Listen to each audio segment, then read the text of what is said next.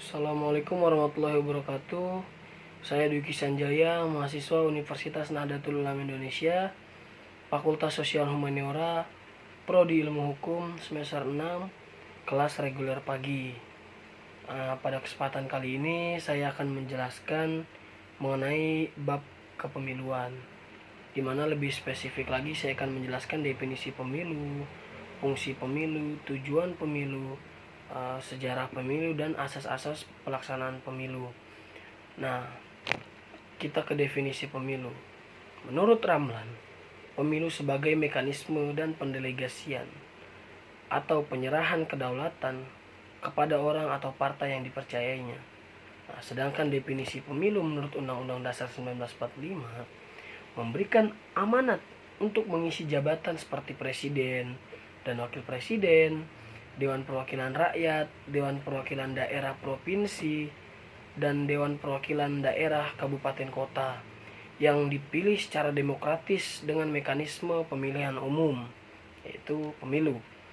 Nah, berikutnya ada fungsi pemilu, di mana fungsi pemilu ini menurut Sanit itu ada 4. Yang pertama, legitimasi politik. Yang kedua, terciptanya perwakilan politik. Yang ketiga, sirkulasi elit politik.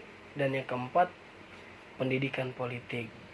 Selain itu, secara fungsi, seperti yang diungkapkan oleh Aurel Christian, yang menyatakan secara fungsional, pemilu harus memenuhi 3 tuntutan, yaitu pemilu harus mewakili rakyat dan kehendak politik pemilih. Dan yang kedua, pemilu harus dapat mengintegrasikan rakyat. Dan yang ketiga, keputusan. Sistem pemilu harus menghasilkan mayoritas yang cukup besar guna menjamin stabilitas pemerintah dan kemampuannya untuk memerintah. Nah, berikutnya ada tujuan pemilu, di mana tujuan pemilu diselenggarakan dengan tujuan untuk memilih wakil rakyat dan juga wakil daerah, serta membentuk pemerintahan yang demokratis, kuat, dan memperoleh dukungan rakyat dalam rangka mewujudkan tujuan nasional sebagaimana Undang-Undang Dasar 1945. Selain itu, pemilu juga dijadikan sarana untuk melakukan pendidikan politik bagi rakyat yang bersifat langsung, terbuka, massal, sehingga diharapkan bisa mencerdaskan rakyat terhadap pemahaman politik, dan juga bisa meningkatkan kesadaran masyarakat mengenai demokrasi.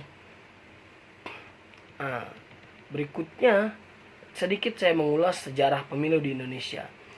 Sejarah pemilu di Indonesia ini mempunyai riwayat atau sejarah pemilu yang cukup panjang. Beberapa istilah yang saya gunakan di sini itu ada proporsional daftar terbuka, di mana sistem yang memungkinkan pemilih untuk bisa turut serta dalam proses penentuan urutan calon partai yang akan dipilihnya. Berikutnya itu ada proporsional daftar tertutup, di mana sistem yang tidak memberikan kesempatan kepada pemilih atau warga untuk membentuk urutan calon, hanya memilih partai saja. Nah, berikutnya ada istilah distrik perwakilan terbanyak. Calon dari daerah yang mendapatkan suara terbanyak akan mewakili daerah tersebut. Nah, berikutnya ada pelanggaran pidana pemilu. Pelanggaran yang dilakukan karena melanggar larang undang-undang yang dikategorikan dalam jenis tindak pidana. Berikutnya ada pelanggaran administratif. Pelanggaran administratif pemilu yang meliputi pelanggaran terhadap tata cara, prosedur, atau mekanisme yang berkaitan dengan administrasi pelaksanaan pemilu, dengan subjek hukumnya adalah peserta pemilu, pasangan calon, ataupun caleg. Berikutnya ada istilah penyelesaian sengketa proses. Sengketa yang timbul antara KPU dan partai politik, calon peserta pemilu yang tidak lolos verifikasi sebagai akibat dikeluarkannya keputusan KPU tentang penetapan partai politik peserta pemilu. Berikutnya ada perselisihan hasil.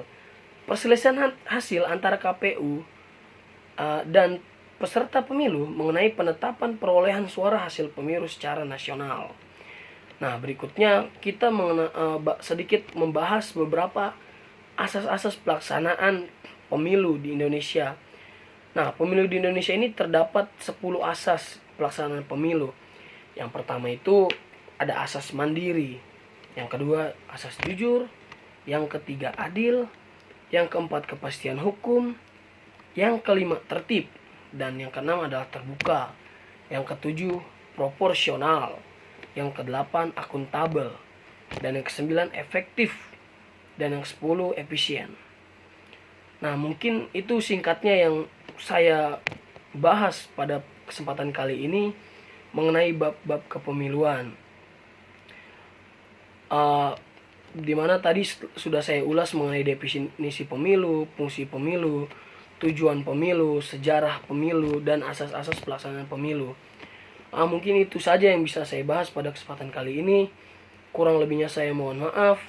Wallahul muwaffiq ila aqwamit thoriq. Assalamualaikum warahmatullahi wabarakatuh.